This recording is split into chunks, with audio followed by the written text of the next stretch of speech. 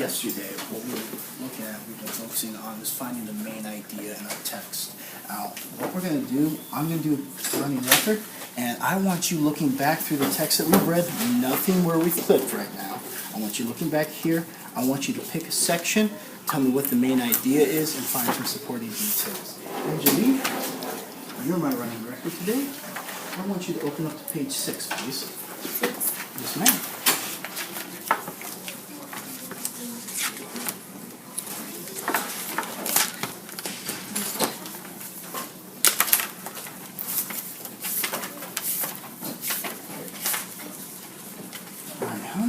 Begin reading when you are ready. There are more than 2,700 different types of snakes in the world, but only a few hundred are venomous. The predators use venoms to kill their prey before eating it. Most snakes avoid human beings and only attack if they are approached. Still, a snake bite can be deadly. So it's a good idea to know all you can about snakes, especially which ones to avoid. Venomous snakes are famous for their fangs. These long, pointy front teeth look a lot like the hypodermic needle your doctor uses to give you a shot. The tooth out of which the venom squirts. All right, go ahead and stop there. If you close your book up, tell me a little bit about what you just read. There are more than 200, 700 snakes, and they have a hollow teeth, and they squirt venom at you. They will approach to you if you approach to them, and a snake bite can be deadly. Okay. Now, why can a snake bite be deadly?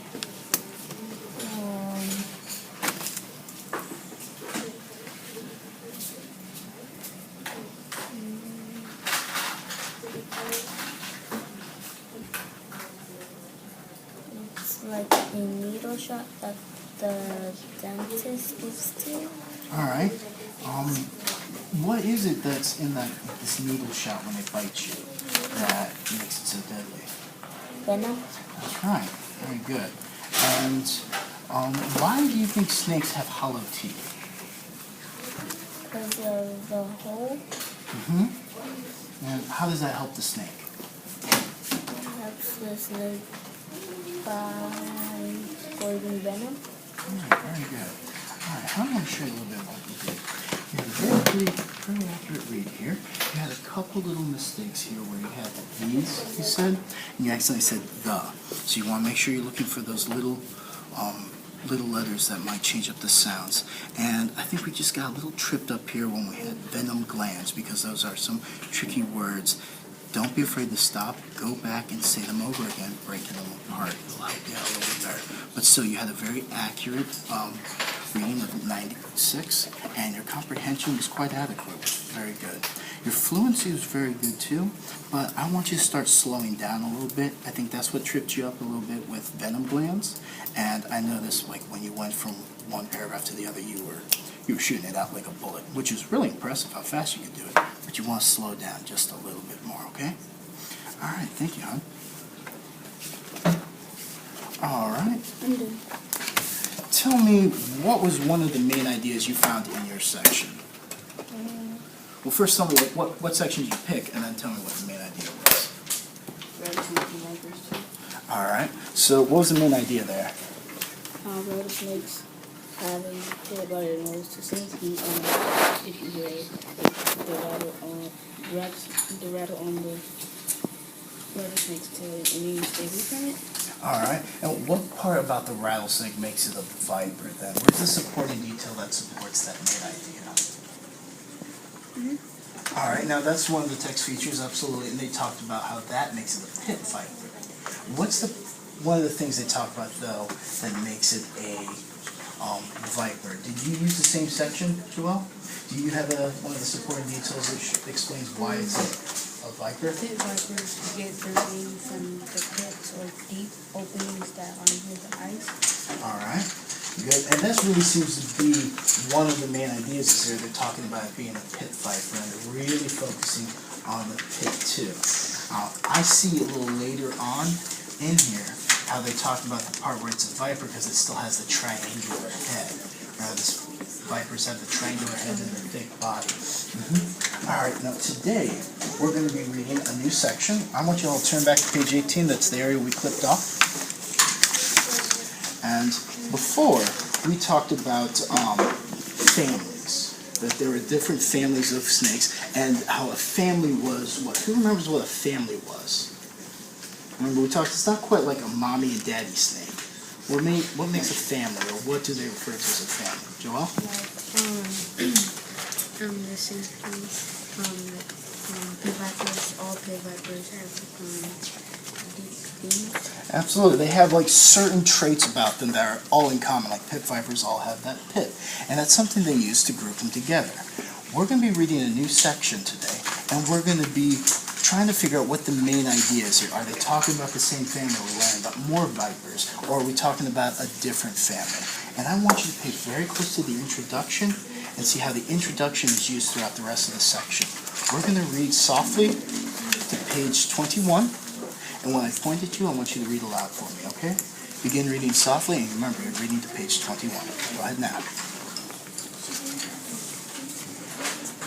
Emperor snakes belong to a big family of snakes called Elapids. Very good. I like you went back there and you connected this consonant and vowels. Very good. Go. These are among the most fierce snakes in the world. Members of this family have fixed wings. They do not fold back into the mouth like those of vipers. This means the fangs are always in place and ready for action. All right, very good. Do you think you're reading about the same family of vipers or a new family? New family. All right. Point to me what tells you think you're reading about a new family. It says cobras, longer, and horses belong to a big family of snakes called elephants. Very good. Keep it soft. All the rest, like on the other side of the globe.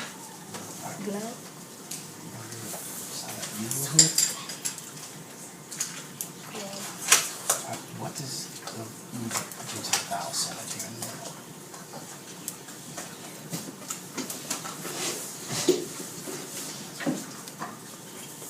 Does it still have that short sound like glob, or does it give it that long vowel sound? It sounds like its name.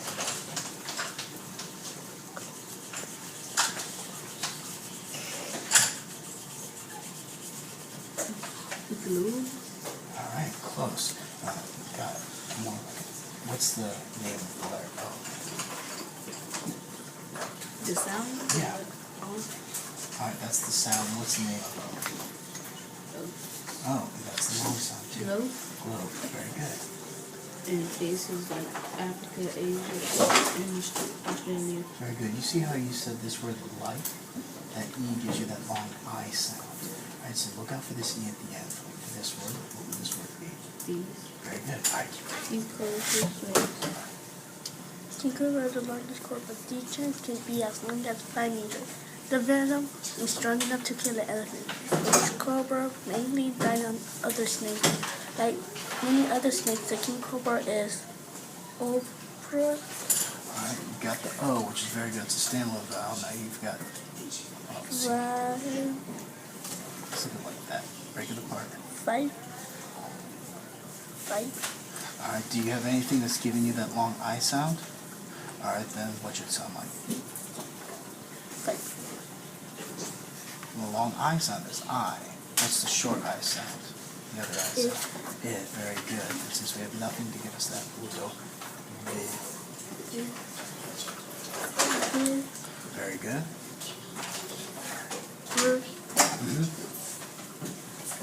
All right, so O. Us. Very good. The snakes that lay eggs, but the king cobra is one of the few snakes in the world that guards its eggs after laying them. All right, so this one. Its eggs after laying them. First, the female king cobra makes a nest of leaves. Then she lay her eggs in coils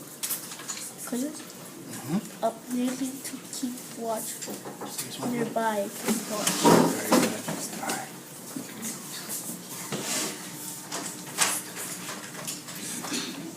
Give me a thumbs up when you're finished.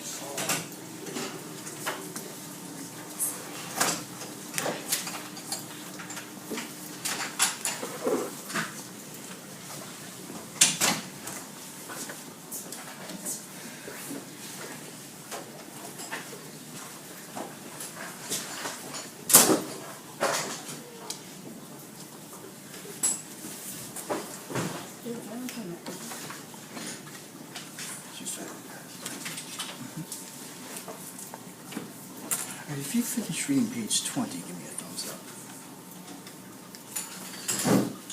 All right, we're going to go ahead and stop at page 20 because we're starting to run short on time.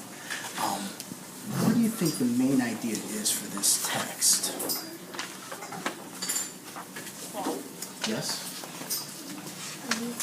How they use venom to protect themselves or to protect someone else. All right, for this whole section, do you think it's just about the venom? Let's think back to the very beginning. And their family. Ah, yes, Gina. Different kind of cobras that have different kind of abilities. That's right. We're seeing the cobras here. Now, one of the best ways we can find the main idea is we go to the first sentence of the first paragraph, and it's talking about the families and the cobras right here. And then through the rest of this introduction, it's going to give us a lot of the supporting details. They're mentioning the different kinds of snakes that fit into this family. Cobras, mambas, coral snakes, and tells us one of their special features is they have fixed fangs, and they're really strong venom, and they're feared by other people. So I want you to start looking through the text. I want you to find these two parts where you see this information, maybe they're talking about cobras, coral snakes, or mambas, or fixed fangs, and see, are those supporting details found through the rest of the text? I want you to take just 1 minute, go ahead and start looking through the text, and see if any of these things in the introduction are being mentioned again. It can be mambas, it can be cobras, it can be coral snakes. What is kind? Huh? Well, what comes after that word? Cobras. All right, so what do you think that this might be talking about? Cobras. All right.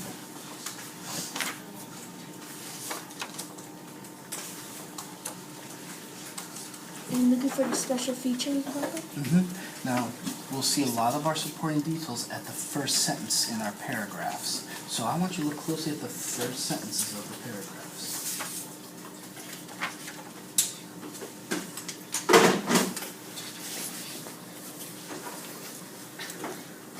All right, who's able to find any of the supporting details through the body of the text?